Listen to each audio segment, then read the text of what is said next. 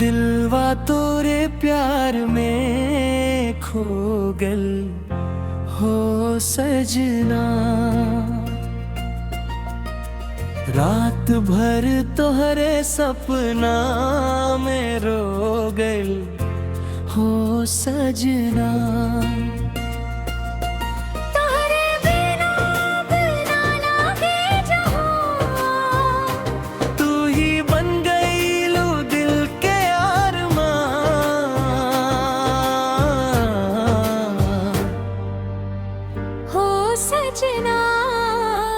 हो सजना तोरे प्यार में पागल बा दिलवा।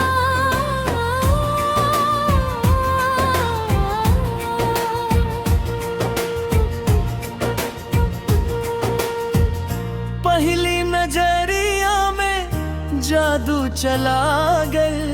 सोना दिलवा में प्यार जगा गल। नैना तोहार कैसे दिल चुराइल। देखते देखते हमके दीवाना बनाइल। तोहरे हंसी पे दुनिया हार जाई। तोहरे बिना की सांस रुक जाई। दिलवा कटे ना रतिया बीते। तोहरे ने हाथ लावे धीरे धीरे। दिलवा तोरे प्यार में खो गए हो सजना। रात भर तोहरे सपना में रो गइल हो सजना।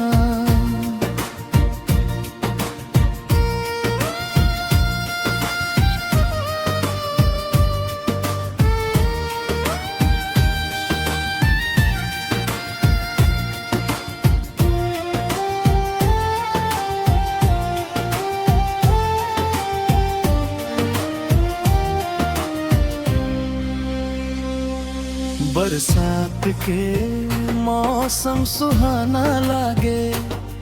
तोहरे संग भींजे के मनवा जागे। हाथ पकड़ के जब तू चल दिलवा में हजार सपना पल। पायलिया के छन छन मन बहकावे। चूड़ी के खन खन में दिल धड़का रे। बन प्यान न बंगा छार देगो। हर जन्म तोहरे साथ निभाए। तोहरे बिना अपना लागे जहां। तू ही बन गई लो दिल के अरमान।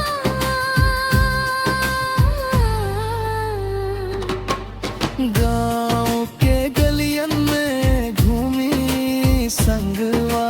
प्यार के रंग चढ़ल हर अंगवा। बांसुरी जैसन मीठ तोहार बा। सुनते खिल जाला दिल के जज्बा। संझ सवेरे याद तू आओ। दिलवा के हर कोना महकाओ। चांद सितारा सब गवाही देवे। हमरा दिल में बस तू ही रहे। हो सजना हो सजना तोरे प्यार में पागल बा दिलवा।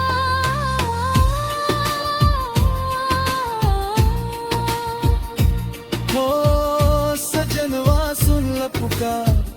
तोहरे बिना लागे अंधिया। आजा दिल के करीब हो जा। प्यार में हमरा रंग हो जा।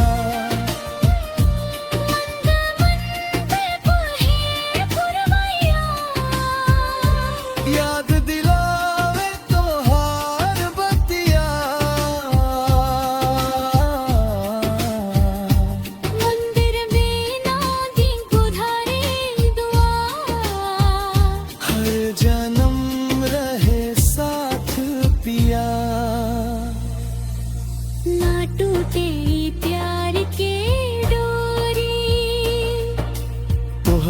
संग लिखी जिंदगी मोरी।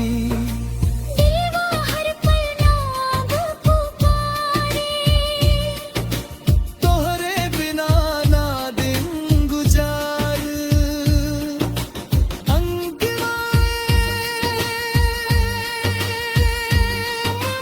को रस दिलवा तोरे प्यार में खो गई हो सजना। रात भर तोहरे सपना बेदौलत हो सजना। तोहरे बिना अब ना लागे जहां। तू ही बन गई ओ दिल के अरमान।